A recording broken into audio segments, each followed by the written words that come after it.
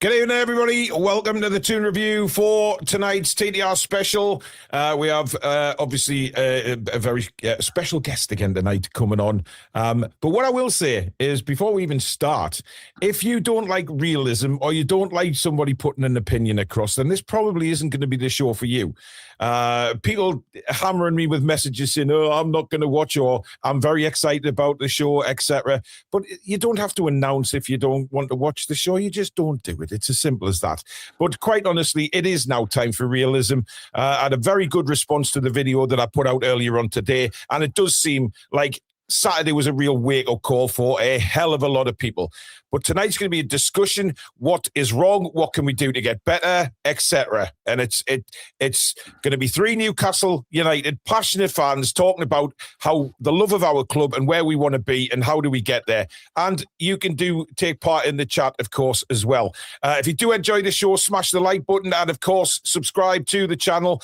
You can become a channel member by hitting the join button underneath us. And, of course, super chats are there. That's a $ under the live comment. If you do super chat, you'll guarantee to get your comment read out. So if you do want to ask Brian or any of us a question during the show, the best thing to do is super chat, because that will flash straight in front of me and we'll definitely get to your question. But without further ado, here he is, Mr. True Geordie. Good evening, Brian. Hello, lads. I hope you're Evening, well. boy. All right, mate. Right. Without further ado, Brian, a lot to get through. But I kind of owe you a little bit of an apology, because when you put that earlier video about Woltemade a couple of weeks ago, I disagreed with you. And I got a hell of a lot of flack from people saying, oh, your mate's putting different comments out to you. And I was like, well, big deal. Opinions can be different. You don't have to fall out over them. Having said that, I'm now in the same camp as you. I think Billy is as well. And I think a lot of fans are. Because what's going on right now is bizarre. And I do generally think, Brian, that Saturday was a wake-up call to a lot of Newcastle United fans. Well, can you, just so I understand, mate, what do you mean in terms of you've moved camp? About Woltemade, you know how you're saying he was unhappy, right? Yeah.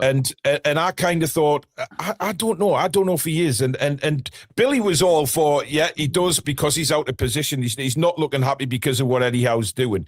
Yeah.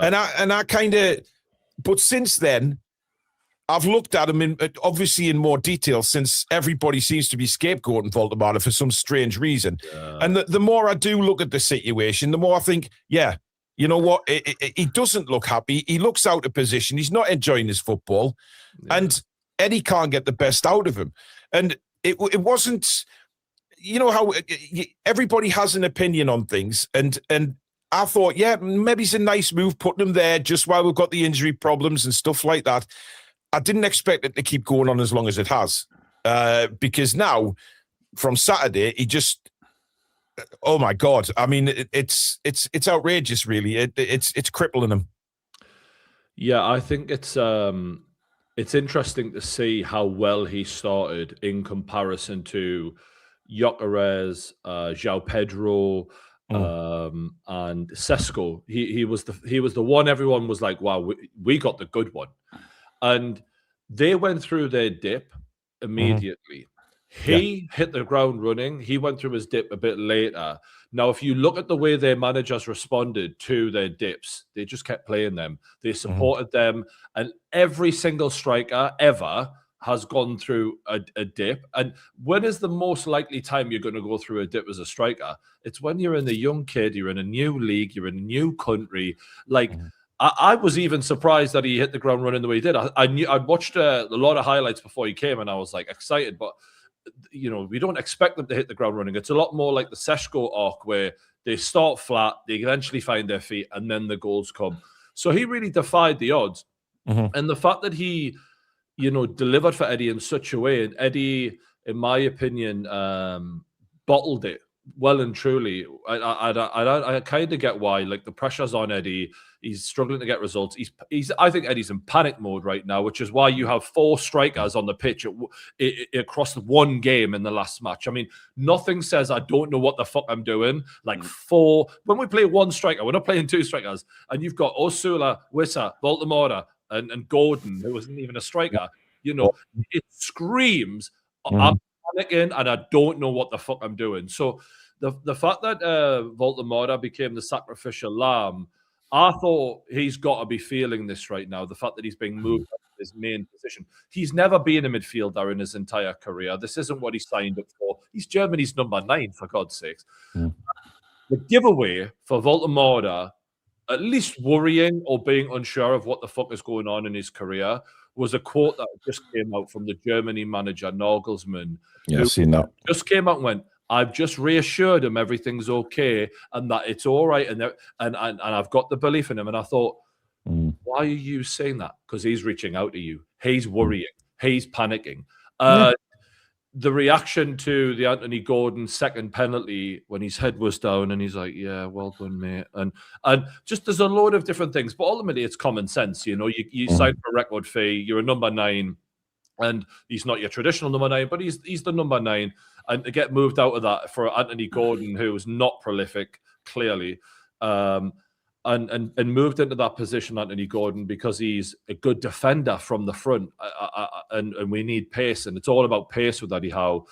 If that's your attitude as a coach, I couldn't think of a worse player for you to sign than Nick Woltemade. It's you know, if that's all you care about, why did you sign Nick Woltemade? And I see all the little spineless journalists who are going after this 23. We're going to come on to them, yeah. Who's come to a new league.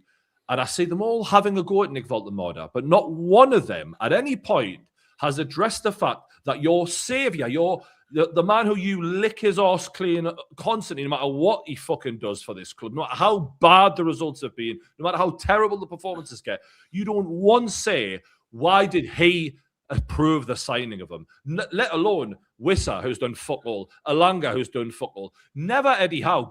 Couldn't possibly be Eddie Howe. So it annoys me because Eddie Howe has come out and said things like, got to get behind Alanga, got to give him that warm reception. And then when you he's never done that with Nick. He's never out to dry. No. You can't hang a player out to dry more than taking him away from his rightful position. And let's be honest here. The best ability that Nick Woltemade has, as much as he's got a lot of nice things to his game, and I think we all appreciate that, and we know he's struggling. We know he's not the quickest. We know he could be better in the air. We know he could hold the ball a better. Yeah, but Brian, he didn't have a pre-season. This is the thing that I think a lot of people need to realise. He was thrown in at the deep end. And me and Billy were talking about this last night. He was completely thrown in at the deep end without, because of the Wissa injury. And to be fair, what a lot of Newcastle fans who were slating him, to be fair, there has been an uprising of support for him today. I've seen across social media, which is nice. Love it. The problem is, where would Newcastle be if he didn't score the goals that he did earlier in the season? We'd be Tottenham. We'd be Tottenham. We'd be in the relegation zone. Ourselves. We'd be shitting ourselves. So, and the main ability Nick Woltemade has is finishing. If you watch him in Germany, we look at Sesko, we look at Ekatike. Everyone's raving about them both. They're both very good footballers. No hate, right? But Woltemade's goals per game ratio in Germany last season was far superior to this. So we have something, right? We clearly have something, and we've seen at the start of the season, we have something. But that something needs, like a plant, food and water, and it needs looking after. And Eddie has done I've never seen a Newcastle manager destroy a player like this before. And like, you could argue we didn't have much talent in the Mike Ashley era, but like, he's killed him. And the thing that no one's ever addressed, whenever anyone's criticising Nick Woltemade, is, what about the wingers and the lack of service that this lad gets? And I went through it in my last video about the Man City game, the Liverpool game, the Everton game. The reason our XG is so low is because we don't create under this manager. It's not his philosophy is about pressure, is about running. It's not about creativity. And we've all been screaming about this. I'm not the only one. We've all acknowledged where's the creativity. But we're at an all-time low under Eddie, because even when we had Almiron and players like that, there was some some creativity. There's so little, and I think. Do you not think he's hard to create for, though, boy? I mean, because he's not quick, you can't put it in the channels for him. Because he's not great in the air, you can't lump it in the air for him to come in and nod it in. How do you serve him? Well, there's a couple of things. I think for a start, we clearly, if you want to get the best out of Woltemade, if you look at what happened at Stuttgart in Germany, they always have a player who's in a number 10 behind him, or a player who plays off of him, like Bellamy played off of Shearer, just to use a classic Newcastle example. But the thing is, if I've went through the stats and I've looked at like who actually creates for this side, and it's like, well, this is my point. Why did Eddie Howe signing them? Because Eddie Howe doesn't play anywhere near that system. Never has done. Never will do. And I don't get it. Look, if there is one player who you should be playing with Nick Woltemade, and this is a crazy thing to say because I really don't rate him that highly, it's Jacob Murphy, because Jacob Murphy's big chance creation is double pretty much anyone else in the team, and he doesn't play like Anthony Gordon plays every game. Barnes plays more than Murphy, but Murphy, when he's on the pitch, can be so shit for like 80 minutes, but he will create. That's very true, yeah. It's amazing. I mean, I feel bad saying it because he's obviously a lovely guy, loves the club, and he knows he's not playing as good as he was, because his reaction to scoring the goal, it was a let out of emotion, and he knows it's not going well. So I'm not saying anything he probably doesn't know, but actually we have such bad crosses of the ball. We don't have incisive passing. So really, the problem isn't Nick Woltemade, and this is where the journalists haven't identified that. If the problem is Nick Woltemade, then when Wissa plays, why is it shit with him? When Anthony Gordon plays, when he's not playing against Farmers, why is he isolated as well? That shows that you can take Nick Woltemade out, and it's not just him that's the problem. I truly believe if we had signed Sesko, Ekitike, maybe they would have matched the style a bit better, but they'd struggle like fuck with this lot around them, because unless Bruno Guimaraes is in the side, there's not really anyone creating anything. It's all a bunch of running around. So I think that's the main issue, lads. Well, we're going to come on to other players, because other players are seemingly getting let off by the manager, because I think the way we'll come on to Craig Hope as well, because I think that guy genuinely has what seems like a real agenda against Nick Woltemade. Put another story out today, and people are hammering for it, because it's just getting to the point now where it's getting embarrassing. It's getting embarrassing. We've got a few super chats come in. Chipper says, how does Eddie not get flack for playing Nick out of position, yet we slaughtered Bruce for playing Joe Linton as a striker?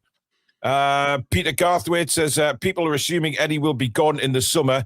I'm not so sure. Well, Peter, you've been wanting Eddie gone since the minute he signed for Newcastle. Listen, Peter, PIF want to be world top dogs. They want to be winning Champions Leagues, Premier Leagues.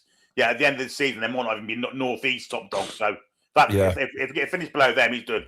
He's done. Ricky says, great statement to start the show, Paul. Well said, mate. Hello, Brian. Great to see you with the top true talk and no bullshit boys again. Adam says, thank you, Brian and Paul, for calling out this Woltemade witch hunt. This is on Craig Hope. He started this vendetta months ago. Noticed Nick's best games at a start with at least the amount of Eddie's playbook and tactics. Free-flowing, carefree football. More Eddie equals less creativity. Abu says, Brian's spot on about Big Nick. Eddie is clueless. Toon Steel, how is destroying Woltemade? He doesn't know what to do with this team anymore. Playing favourites, Byrne thinking he's prime Ronaldo. It's all a shambles. Harry says, people forget Isak's first season, 10 goals. Eddie kept him as our main striker. Give Nick a chance and play him as a 9. And Kieran says, honestly, take away the amount of injuries in PSR and everything else that stopped us from performing really well. I don't think Eddie Howe can manage a Premier League team that wants to be challenging at the top every season. You mentioned the journalists, Bri, and to be honest, we have to talk about them, unfortunately, because there is a couple that seem to have this vendetta against Nick Woltemade, like he's the main problem for Newcastle United, when they never seem to mention Nick Pope, who has cost us more points than any Newcastle United player this season. They don't mention Alanga's poor start. They don't mention, Jacob Murphy falling off a cliff, for instance. They don't mention Tonali's poor performances. Nothing like that. It's all on Nick Woltemade. And for a 23-year-old coming into the Premier League, doesn't even get a pre-season, doesn't even get time to adjust. He's thrown straight in because of an injury to our other strikers, and he scores. And let's be honest here, some of his goals were out of absolutely nothing, that weren't even created for him. He scored out of nothing. And then now he's been shuffled around, and everybody's targeting him, even pundits. And I think it's fucking disgusting. Easy target, though. You know what pundits are like. A lot of them don't even watch the fucking games. They get told what to say. Yeah. But actually, when you look at Woltemade's goals at the start of the season, and this goes back to chance creation, which is, again, I'm going to say, our biggest problem is a lack of creativity, because Woltemade's goals at the start of the season, Donnarumma in the Man City home game was the first goalkeeper to save a Nick Woltemade shot. Because every shot he took, he scored, because he wasn't shooting much. He still doesn't shoot much. If you look at the stats, he is the expected goals highest, shot accuracy like highest, but he's he's way down the list on who takes very many shots. So we just weren't creating a lot of chances for Nick, and he was just lethal. And they've jumped on him, and the journalist thing. I do think it's embarrassing. You're perfectly put. Like Anthony Gordon, for example, is the darling of the journalists, weirdly. And I think a lot of them, like, when I hear what they say, I think you might have learned how to write about football, but you certainly don't understand it. Like, Anthony Gordon, one goal from open play in the Premier League in 13 months, and you're telling me he's our best striker? You haven't got a clue, mate. You haven't got a fucking clue. And because I'll tell you now, if you look at Woltemade's little run that he went on, which it actually stretches way back in Germany, because, I've looked at all those games since then, because I'm like, who did we sign? Anthony Gordon, if you played him for the rest of his career as a striker, will never go on a run like Nick Woltemade went on at the start of the season. He hasn't got the skill set. He hasn't got the size. He hasn't got the ability. Like, when we talk about Nick Woltemade in the air, for example, we say that as a weak point of his. He scored 3 fucking headers. Like, can you imagine Anthony Gordon scoring 3 headers? He scored a header against Arsenal. No one scores headers against Arsenal. No, they dominate. He gave the Arsenal backline is the best backline in world football. That's not up for debate. He gave them nightmares. He had Gabriel rattled, completely rattled in that game. Completely, and he dominated him in the air. And like, so this is a possibility. It's about, again, looking after him. And going back to the fans, I felt like a one-man Woltemade defense league. Like, it's been embarrassing. Like, and I know people are like, why are you going on about him? Because it's very rare for me to see a player that technically gifted playing for Newcastle, for my club, the club that, Des Hamilton and fucking all these kind of players over the years. Well, I'm taking you back. We mentioned Frank Pingle last night, and he was a class act. And I think the lad, if he was nurtured, has insane levels of quality, and if you build them up, put a bit of beef on him, get him a bit stronger, give him a bit of time, as with all young lads, there's massive quality. So I was just like, I feel like he's being let down by the team here, because I can see the talent, but we're not giving him chances. And that was my frustration, is he can score. I've seen he can score. He's proven he can score, but he's not shooting. He's not fucking shooting because he's not getting the ball in the box. And then the worst thing you can do with a player whose best attribute is finish him is take him away from the box. I can't think what Eddie was thinking. And I think it's just panic. And he's just like, oh, fuck, I need pace up front. Oh, what do I do? And I think the best thing about all of this is the fact that when pundits and journalists are scapegoating Woltemade because they like Eddie, they know, and Eddie's got a personal relationship. Eddie's played the press brilliantly from the get-go. And it's gotten to a point now where that's becoming a problem for the press, because the fans are going, no, you're lying to us. You're telling us lies here. We know you're lying, because this isn't on him. The fact that Anthony Elanga's failed isn't on him. The fact that Anthony Gordon has been shite for 18 months isn't on him. Wissa hasn't done anything. That's not on him. Nick Pope throwing the ball in the back of his own net. That's not on him. The fact that we can't defend at home anymore. That's not on him. The fact that Tonali went off a fucking cliff at the start of the season. That's not on him. The fact that our wingers have got 4 assists between the fucking 4 of them, but in combined like 90 Premier League games this season. That's not on him. So I really respect the fact that our fan base is intelligent enough, because let's be honest here.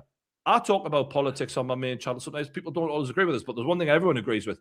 The media, they're not there to inform you of the truth. They're there to control what you think, to control perception. And the way that Newcastle media is dealing right now, they're nothing more than a fucking propaganda wing for the club to defend Eddie. They're not here giving us the truth. And the fact that you can single out a lad after a game where he played centre midfield, a position he's clearly not made out for, after half an hour, he was moved up front, he got no service, and then half an hour later, he's hauled off. And that's the man you single out on a 90-minute football match when we can see 3 at home. Yeah. We conceded 3 against Everton, and every time they got the ball, they looked more potent than we did after in the David Moyes side. And a 23-year-old kid's the one you're calling out. They're a fucking disgrace, mate. That's a disgrace, like. Yeah. And even at the Hill Dickinson in the first game against Everton, Woltemade dominated Tarkowski and Keane that day. Yeah, he did. So why would you not put him against him again? And it's so funny because we seen the starting lineup and we all went, he's learned. He's going back up front. We were exactly the same before we started. Like our commentary, we were like, yes. And what the fuck happened? He puts Joe Linton left, who's never played out there for at least 2 seasons, and then puts Woltemade back. It was so bad in that first half an hour. Everton were just walking through us because we had no physicality. And apparently, I've heard from loads of fans who were sitting near the dugout saying that it was actually Joe Linton screaming at Eddie for 5 minutes to put him back in midfield because it wasn't working. Can we go into that, lads? Can what do you make of the fact that a footballer is now having a go at our manager saying, what the fuck are you doing? Especially a senior player like Joe Linton. It's bullshit. That's the whole point. That's what is, I think, swaying a lot of people now, is that you've got Eddie and the corn fucking placer, as Billy will call him, Tyndall, sitting there writing in his fucking book. Yet it's plain and simple to 52,000 fucking people and millions watching that it isn't working. Everton, that first half an hour, just walked through the middle of the park every time. And then it takes Joe Linton to convince the manager to change it. They did it earlier in the season when he plunked Tonali at right back. Do you remember? Oh, God. Fucking Tonali right back. Joe, you know, when you look at Joe Linton as a profile, this is what I really was wondering. I was like, what about Joe Linton? Because obviously Eddie's thinking during the week. He's sitting there thinking, and he's like, Joe Linton left wing, that'll give them problems. He's a defensive powerhouse. He smashes into people. He's not got a good touch. He's not a good crosser of the ball. He's not a good passer of the ball. What about Joe Linton made? And that's when it really was so obvious. It was like, how do I get Anthony Gordon up front? That is all that he was thinking about. And he was willing to make sacrifice after sacrifice. He's throwing Woltemade on the bus. He's throwing Joe Linton under the bus. But the thing is with Woltemade, and this is the thing that no one gives him credit for when everyone's calling him the problem, is he's more than willing to do a job for the team. We actually should appreciate that, because Anthony Gordon won't play right wing, for fuck's sake, when that's not even that much of a different position than left wing. It's just the other side. Woltemade is literally taking away from what his whole reputation as a goal scorer. He's sacrificing big time. Similarly, Joe Linton, I'm just glad he spoke up and was like, this is nonsense, and what the fuck are you playing at? And the fact that people had to watch that, it's like, it shows so much about, again, when I'm on about Kieran Trippier, when Kieran Trippier got ragingly angry at Anthony Gordon for taking that second penalty, I thought, it's 5-1. Why are you, 5-0. Why are you getting this angry? Why are you so angry? And it's like, they know there's problems. And players like Trippier and Joe Linton are just man enough to fucking say it out loud and not hide it from them. It's true, because you look at the situation right now and you think, has Eddie got the balls? Because we need to talk about solutions as well. And I'm struggling. People are saying, oh, well, Ramsdale should come in. You know, Burns should be dropped. I don't think he's got the balls to do it. I mean, I'm going to the game, right? I'm going to my season ticket's been sorted out again, so I'm going on Wednesday. And if Nick Pope is on that starting fucking lineup, I'm going to be raging, because he doesn't deserve it. Dan Burns been poor for a couple of games now, and it looked like he was actually injured, by the way, against Everton. Early doors, he was holding his rib. Do you remember, Billy? He was screaming, fuck, you know. I think something went there, and he left him on. And I don't get it. I don't get leaving all these players on after they've been injured. It's ridiculous. How many times? You know what, lads? If there's one thing I think even the most delusional Newcastle fan would have to admit to, the way we deal with injuries is so amateur.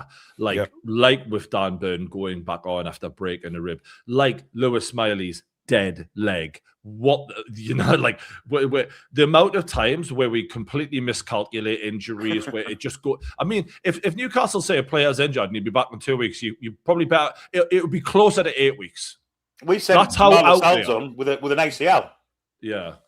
For 10 minutes. Can walk. Well, we set Dan Burn back on with a broken rim, bunch and fucking long. I mean, who does that? Yeah. Who the fuck does that? Didn't what Bruno was the team? take a while to get taken off when he was injured as well? And obviously, with his ankle, with his ankle. You did, every second with an injury could create more damage. Like we're a allegedly professional football club with millions of pounds worth of talent that we need to look after, and it's like it's calamitous, isn't it? But this was supposed to be sorted when Bunce came in, was it not? The whole medical system got overhauled because of these continual injuries and managing them very, very poorly. But I don't see anything that's changed. I'm seeing. Do you think Bruno has confidence? Do you think Bruno in Brazil doing his rehab in Brazil? For me, if you think that your club doctor is the best in the world and that they're the ones you trust, you don't go to Brazil. You stay in Newcastle. Yeah. And even Mbappe is having a problem with this in Real Madrid right now, where he's gone back to France because he doesn't trust the Real Madrid doctors. So all the Newcastle fans think that we're beyond that because we're Newcastle United. This is a thing that happens with football. And we need, if we want to be one of the best clubs in the world, which seems a million miles away, that's something that is clearly not right at the club right now, in my opinion. This scanning machine. I watched the Geordie journals the other day saying the scanning machines fucking can't be working because every time we scan someone, it doesn't seem to show up, and then players seem to be injured a lot longer than what we thought they were going to be. Well, didn't Joe Linton go to Spain for injections on his groin when he was injured?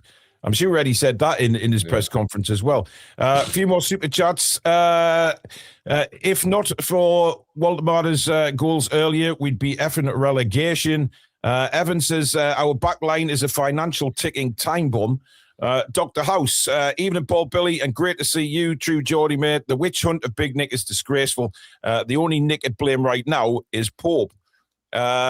Geordie Dan, a member for 20 months, says mainstream media scapegoating of Woltemade has been a disgrace, deflecting any blame from their darling future England coach Eddie Howe. Worst Premier League signing, ridiculous. Adrian Durham once fucking shot in the face with a cow shit gun. He really does for saying that. Honestly, fucking disgraceful thing to say. I mean, he's not even the worst signing of the fucking summer. Never mind the worst signing in Newcastle's history. I mean, Christ, we've had some shit. Alanga and Wissa have been significantly less impactful. My God. Than Woltemade. Unbelievable. After Malik Chow, and look, Ramsey's coming into it now, but like I'm liking what I'm seeing from him. Ramsey was very questionable for quite a while. Do you know what I mean? So you can't even say that. And look, this guy, this is where people like these journalists and Adrian Durham, I just take them with a pinch of salt because they're just, no one like really takes them that seriously. You know what I mean? Like, and I think a lot of it's like the standards when they got into it were a lot lower. Do you know what I mean? Like there was a reason why people like you, people like me have burst onto the scene, Micah Richards style and become a voice.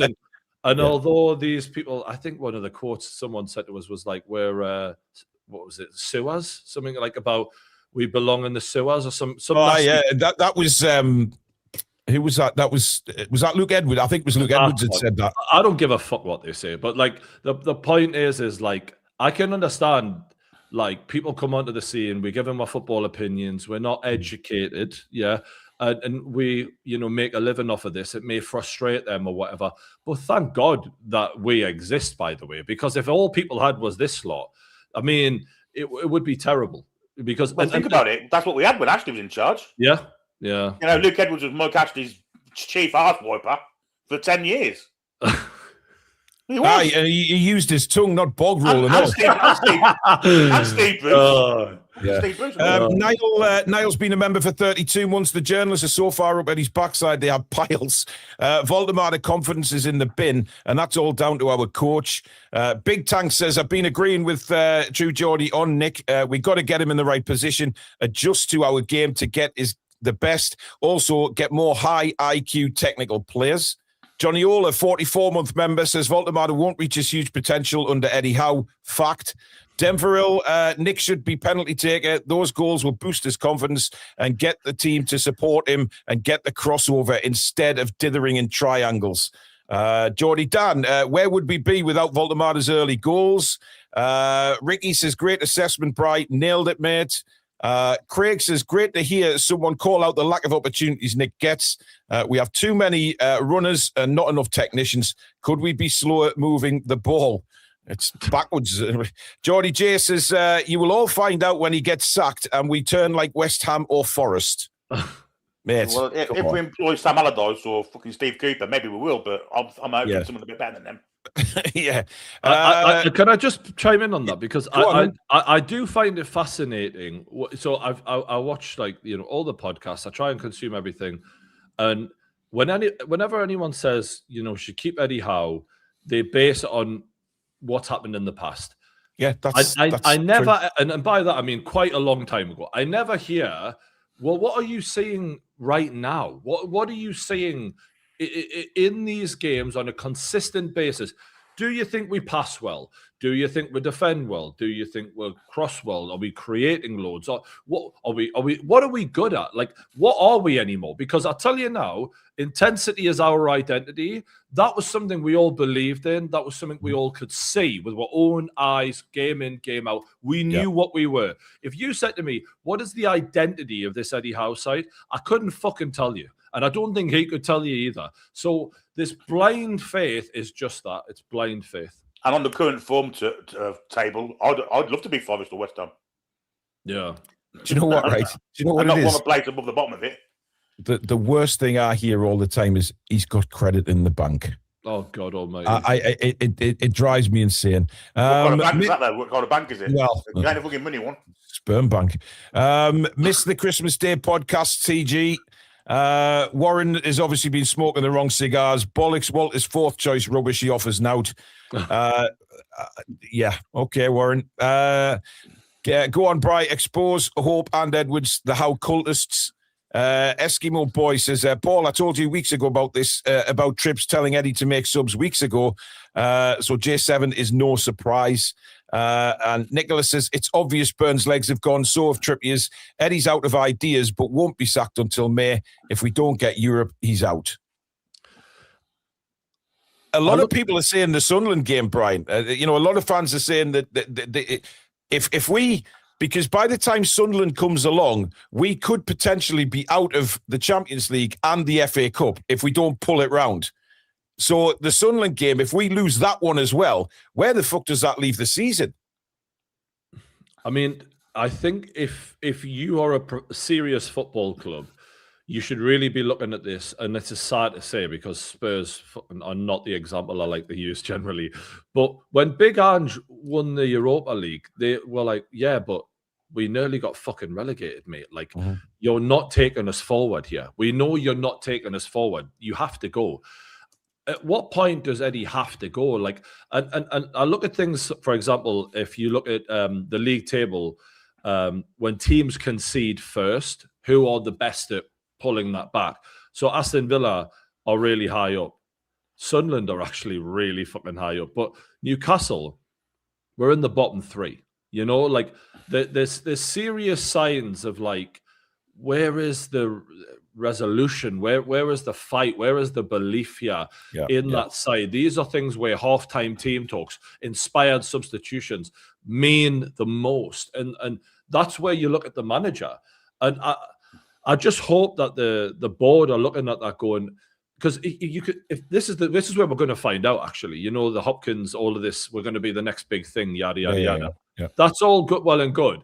If you say to everyone in the summer, that was acceptable and we're keeping Eddie Howe, we know you're talking shit. Exactly. Because a serious proper professional football club would have said at that point, you've got to go, mate, I'm afraid. And look, and here's the reality for all Newcastle fans out there. And if you like Eddie, if you don't like Eddie, it really doesn't matter. Managers don't turn it around when it's this bad. I've never seen it before. You name me one manager where it's been this bad, where we've gone from in the Champions League and we've spent hundreds of millions. Like, it's not like he hasn't had money to spend. We spent all this money. I've never seen a manager who spent all of that money and been in the Champions League go this far down the table and then go back again. It's never happened in Premier League history, ever. So it's... And look at it. Eddie hasn't got an answer for this. There's not the only one I could think of, boys. Ferguson back in the late 80s. He's the only one I can think of. Okay, And Well, football, yeah, Mark Robbins' goal. And it was different then. So you're talking it about was, the yeah. greatest manager of all time in a Yeah. completely different era where football wasn't the same, Yep. and now it's so much more competitive. So yeah, Alex Ferguson, that's it. That's it. I mean, doesn't it say a lot? But this is the problem, guys. This is the problem that the people that are sort of hammering everybody, that have got an opinion on Eddie Howe and where we are right now, they aren't looking into it in the detail that us lot kind of do. You know, we look at the stats, we look at the history, we look at where we are now and what's in the future. Because I said on my video earlier today, it scares the shit out of me what will happen in the future. If we've got no Europe next season and we've got players who clearly want to be at the top level and play in all of the best competitions in the world, Champions League, etc., we've got nothing to offer them. We can't offer brilliant wages. We can't. And then people threw it back at me and said, yeah, but we got Bruno and Botman and things like that. They were promised something 4 years, 5 years ago when they signed for the club. They were all promised something that simply isn't fucking happening. And PIF and the owners, they do have to take a bit of responsibility here as well, because they will want out. If they're not seeing what they were promised, they will want out. There's no doubt about that. So where does that leave us? And they do. And you can guarantee Anthony Gordon, Tonali, and Livramento are all gone in the summer. All of them are gone, in my opinion. And well, you can't tell me that if we don't get Europe, Brian, that Livramento will want to stay if Manchester City come in for him. No way in this planet. And you know what the sad thing is it's not even that I'm bothered about losing those players, particularly like individually. I think Tonali has high level potential, but he's been off it this season and he's starting to seem to pull it back a bit, and he's working hard again. But Livramento is so injury prone. Anthony Gordon, I think, is an absolute fraud. I wouldn't care if we get any money for him. I want him out of the club. I'm fucking sick of him. And the fact that he's been such an arrogant, you know, I'm the main man, when Nick Woltemade has actually got technical ability way above his. I found that really frustrating. But fine, whatever. It's the impact it'll have on the squad and the fact that momentum has been building for the last few years. And I think a lot of that momentum centered around Bruno Guimaraes is like a hell of a personality and a captain. And I think he's like, well, this is going somewhere. And I think it's going to call into question for the rest of the squad, you know, where is this going? And that is where the blind faith in Eddie Howe, for me, it's where you're misplacing it, because Eddie Howe is only as good as his players. And even then, you know, it's questionable right now. If he starts losing players and people stop believing in this project, which clearly they're going to, because how you're in the bottom half of the Premier League, where the fuck is this going?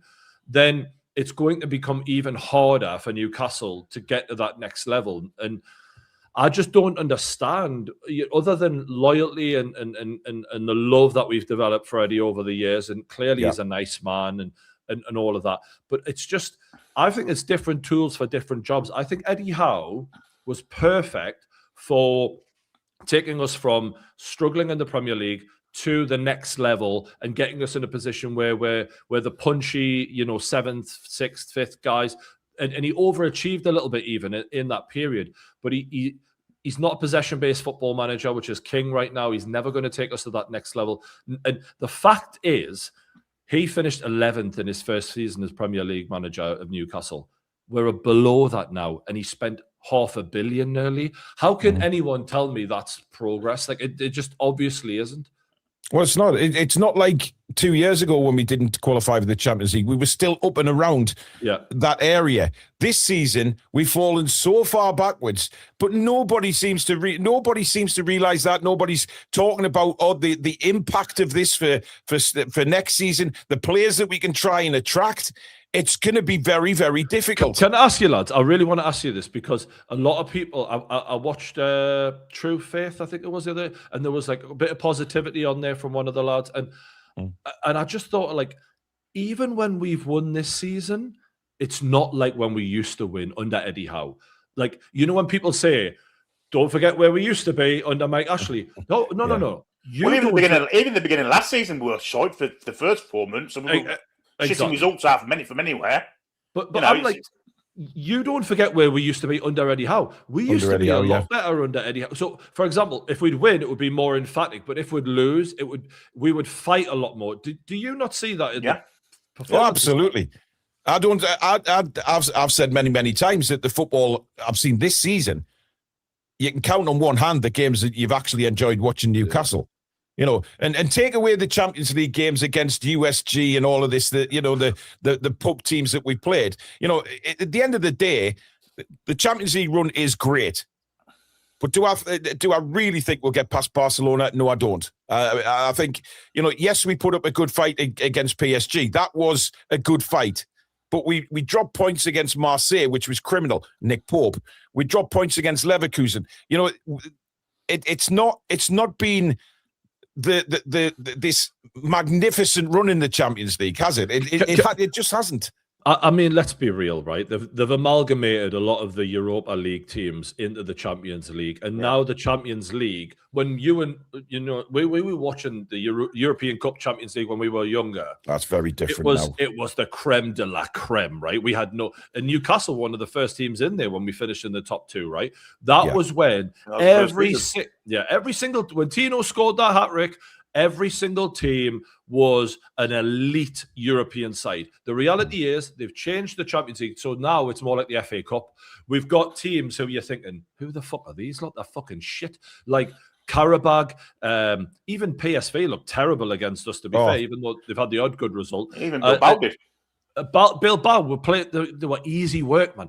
And as much as I get, we want to praise the lads because it's lovely winning in the Champions League. The reality is, when we played Burnley, when we played Wolves, it was way harder than most of those games because the level of the Premier League is another level to a lot of these teams that have found their way into the Champions League because they're in some fucking country in Europe. So doesn't wash with me, like. Well, look, I was at the Wolves game at home earlier on in the season, and we were fucking dreadful. And who got us out of it? Nick Woltemade. But there isn't games, even like you say, the games that we've won, some of them you've come off and went, fucking hell, how have we won that? Leeds at home, 4-3. Why are we celebrating such a wonderful victory rather than thinking we've just scraped past Leeds United, who've just come up? That was, that's the hard. It's hard being a content creator, lads, when we win a game like that, because on the one hand, you don't want to be the negative, miserable bastard, which I always get called. But on the other hand, you're looking at it going, we conceded 3 against Leeds and we're fucking scrape. It was the 99th fucking 100th minute by the time. Like, that was the alarm That's happened bells. loads of times, Bri, this season, though, where we scored really late goals to salvage a win when we've played absolutely shite. Yeah. Go through some more super. I don't want to miss anybody's super chat out. Ricky says this season we were meant to threaten the top 4. Instead, we're threatening the bottom 4.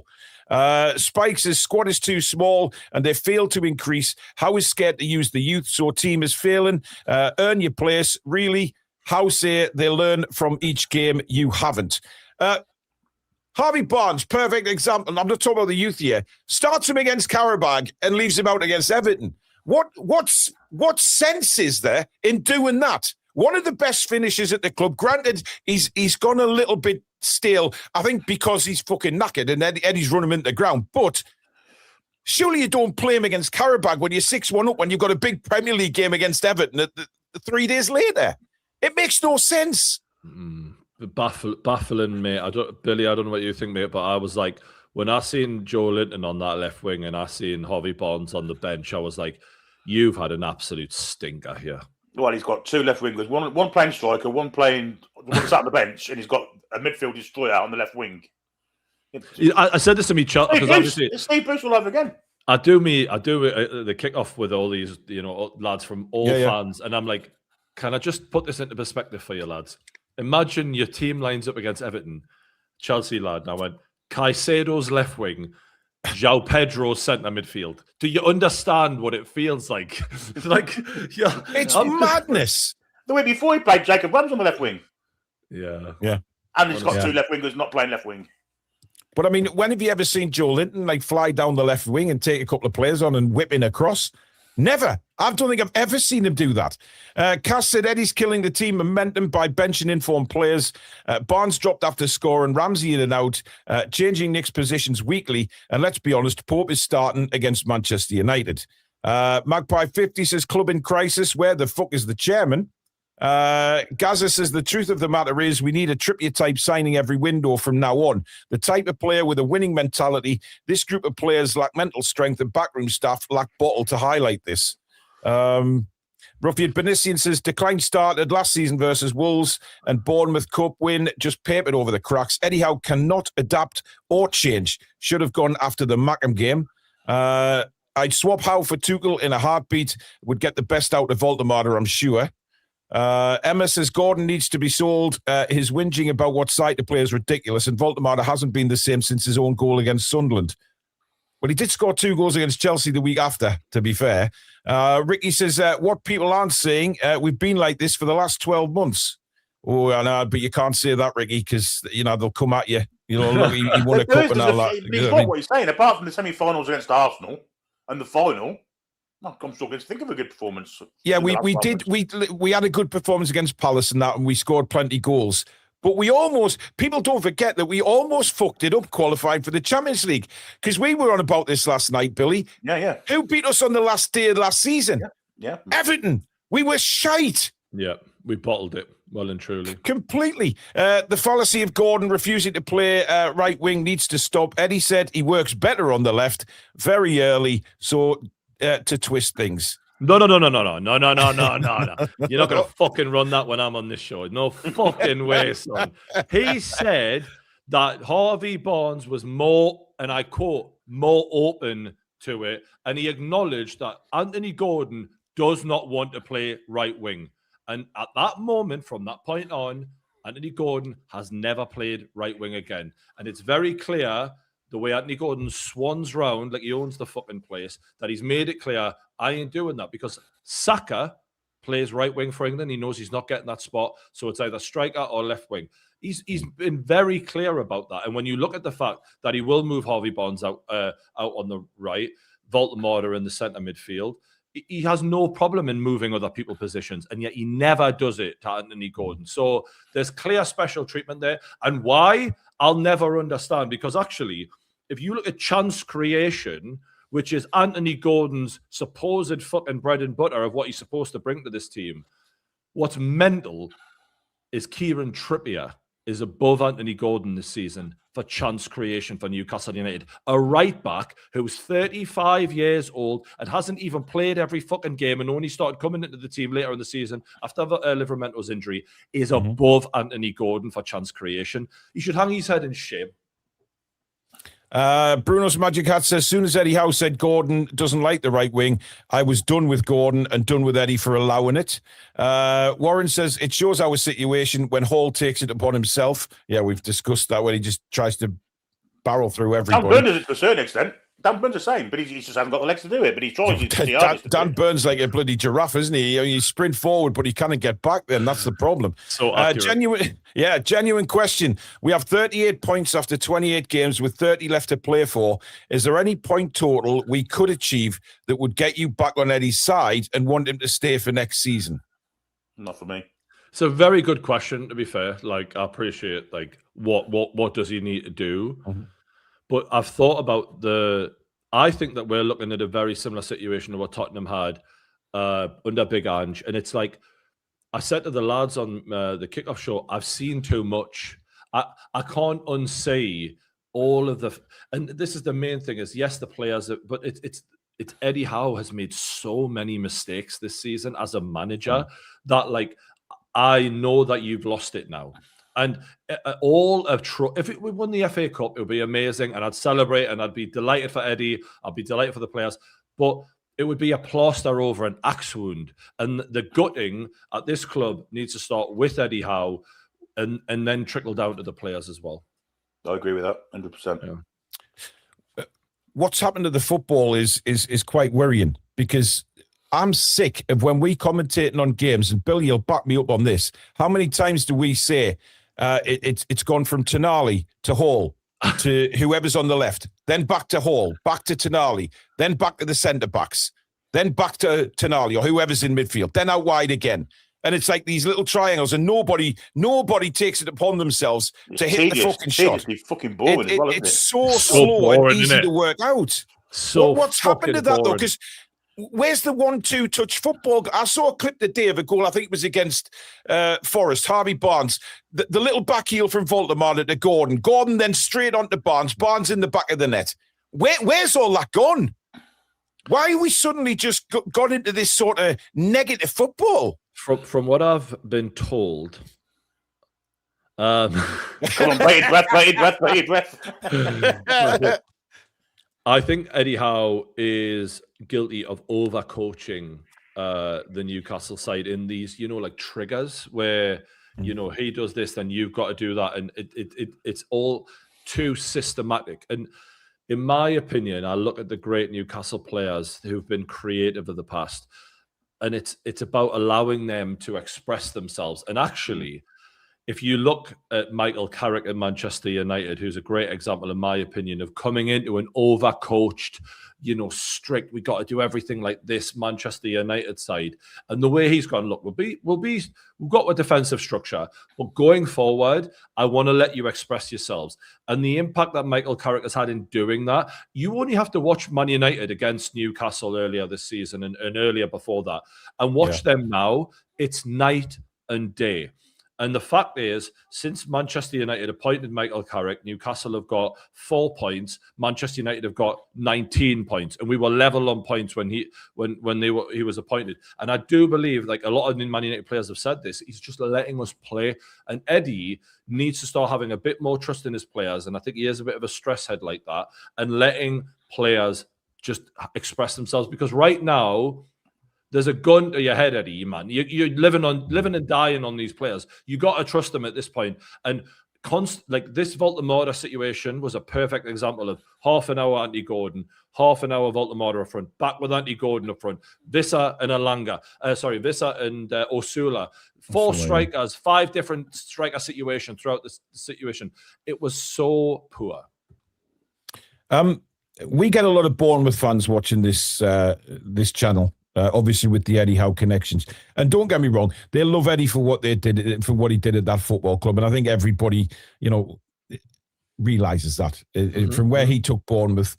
Yeah. But they he are was like seeing... Kevin Keegan, wasn't he? Yeah, absolutely. Yeah. But what they're seeing now, and a couple messaged me today from the previous video, saying what they're seeing now at Newcastle, it's very, very much identical to what the downfall started at Bournemouth.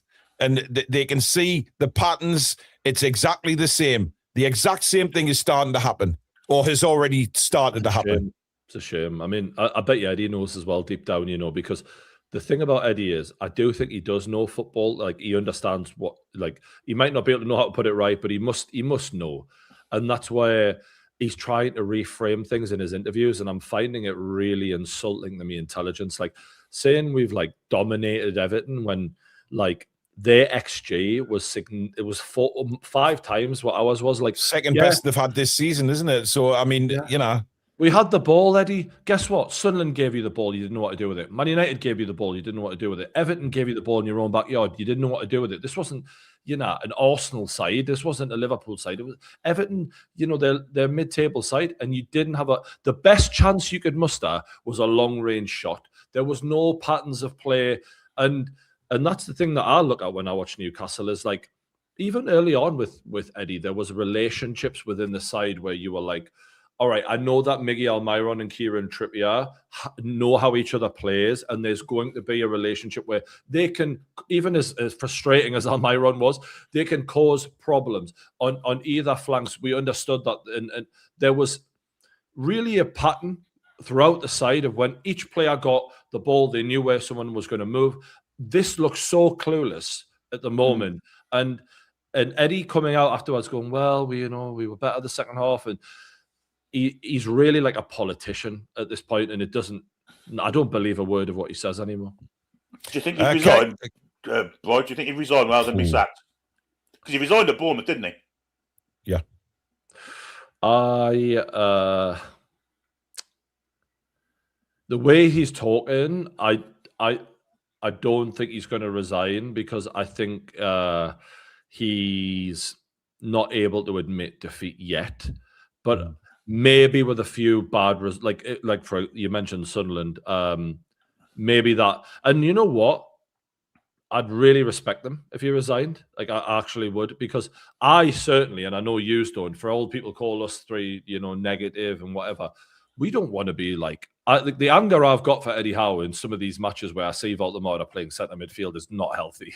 Like, I don't feel good. Like, because we're ambitious, Brian. We're listening to what the owners are telling us, and we want the best for our football club. And that's what people don't understand. They think, oh, you're just being negative. No, we're passionate Newcastle United fans who want to see us battling for trophies, who want to see us at the top end of the Premier League, where we've been told by the owners they want to be number one. But right now, we're sitting 13th in the Premier League, way out of it. Out of it. And look, as much as the owners could have done more, and there's talk of the stadium, and I do think the stadium and the training grounds come in, so that's good. But let's be real. The owners have put their hand in their pocket. They have given Eddie Howe nearly $500 million. They've spent significantly more than all of the teams around us, whether it's Brighton, Everton, Sunderland, Fulham, Bournemouth. We have outspent all of them, so that the bare minimum we should be in is like 6th, right? We should be right up there. And having it, we should not be saying at the beginning of March, end of February, season's over. That is sackable. And Eddie should be man enough to admit that, in my opinion, and be like, and the fact that he's coming out, and this is where I'm talking about the delusion, salvage job. We've got to salvage the season. What's salvage? What are you going to do? Win the Champions League? Shut up, man. I don't know how we'd say. Kev, I just want to address this point. You seem to have softened your approach last week and were quite supportive of Eddie again. Yeah, I did. I said I'd probably just see him out at the end of the season, because what I did say is I can't see him being sacked during the season. So we may as well support him. But then you see what he did against Everton and you think, I'm just being fucking dumb. Everybody can see the problems and I can't. So I stand now that I think he should Eddie out. I'm on the Eddie out camp. I've had it. I can't understand why he started that Everton game the way he did. And to be honest, that kind of pushed me over the edge. I thought, you know what? How can I support this when he's draining players of confidence? He hasn't got a clue what he's doing in game management. It's just going rotten. But the one thing I don't want is for this to turn toxic.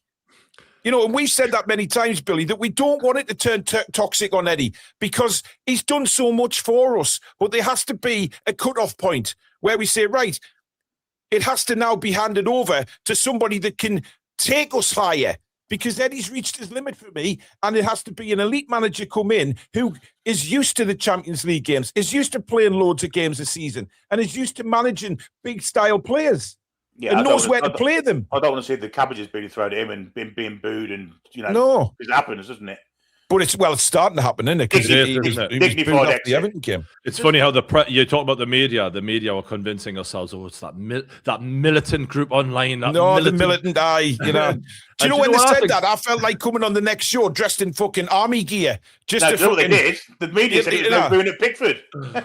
Ironically, this Woltemade stuff really is the true militant stuff, by the way. But like, of course it is. The fact that we're 13th in the league below Sunderland, like, we all know the way Sunderland have been run the last fucking 15 years. We were laughing at documentaries on them. We got bought out by the richest owners in the world. We had $500 million spent on us.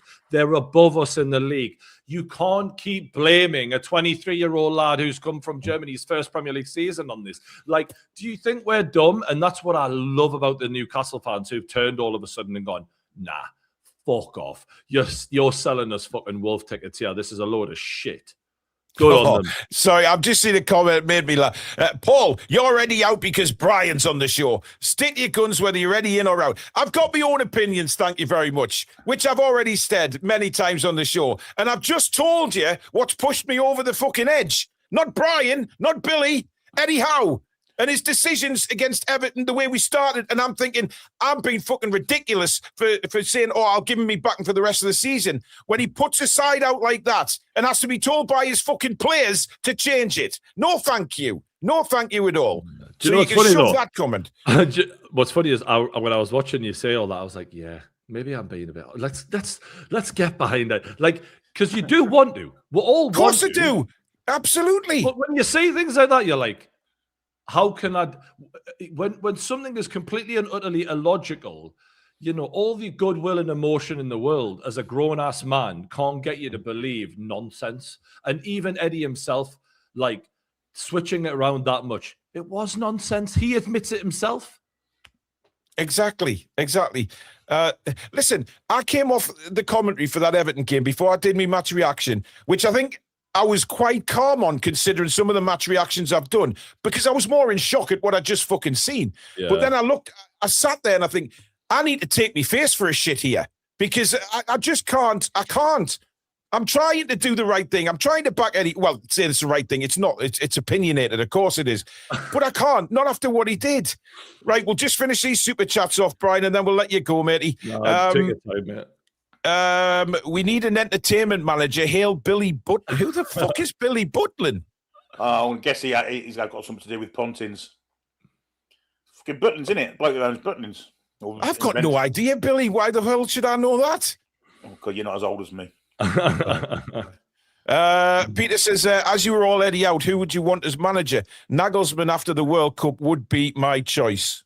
Do you know what, though? That little quote from Nagelsmann about how, like, everything's fine, don't worry about the order. I was like, wow. How come my manager is in charge of this young lad week in, week out? And that's the first time in months I've heard someone say something positive about the young lad. I mean, thank God.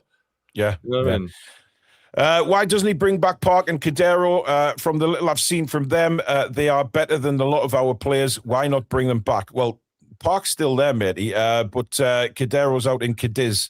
I keep looking at Cadiz and I keep seeing him substituted in 6 point something ratings, and I'm thinking, yeah, we'll hang on and see how he progresses. You what? I seen a funny comment today about, obviously, congratulations to Lewis Miley, got absolutely Northeast Player of the Year, I think it was, and very well deserved, and we're all so proud of him, so happy for him. I mean, but someone left a comment underneath it. If it wasn't for those injuries, he'd still be in the under-21s now. And I thought, you're not fucking wrong, lad. Like Eddie is just not.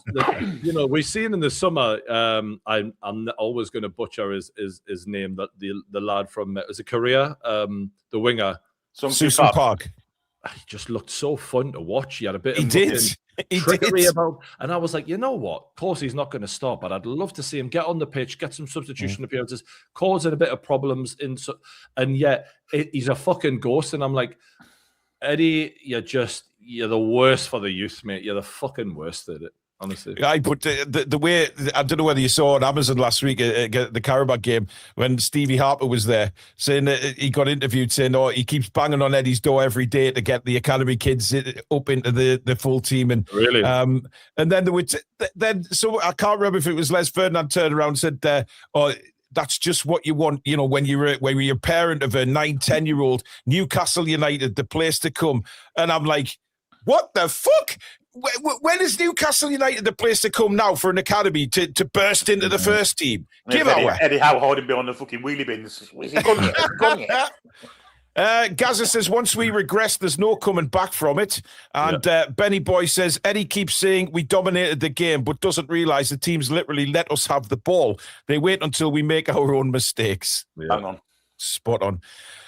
Listen, Brian, thank you very much for coming on. It's been a great show, great conversation as usual. So thank you very much. And it's, I'm sure you'll be back on because I don't think this is the end of the saga going on this season, to be fair. Mate, I'd love to keep coming on. Absolutely. It's a joy, mate. It's a real pleasure. So thank you, mate. And we'll speak to you very soon. Big love, gents. Thanks, Brian. Cheers, buddy. Take it easy, Brian. Good night. So there you go. Brilliant show, as we expected. And, of course, realism kicks in, guys. Simple as that. You've got to be realistic. But that is the end of the show. Thank you very much for all your contributions tonight. Really do appreciate it, as per usual. Don't forget, smash the like button for us. Or Robertson with a late super chat there. Does Brian think we need to start using the youngsters given our next 6 fixtures? It's pointless even talking about that because he won't use the youngsters. No. Even if we've got dead rubbers. But thank you so much, guys. Smash the like button. And, of course, subscribe to the Toon Review YouTube channel. I'll be back tomorrow with a news video about Eddie's press conference. God knows what's going to be asked in that. And, of course, we're back tomorrow night at 7 with the preview for the Man United game. But until then, have a great night, folks. Good night. Away the lads and lasses. Come back and check out the breeze.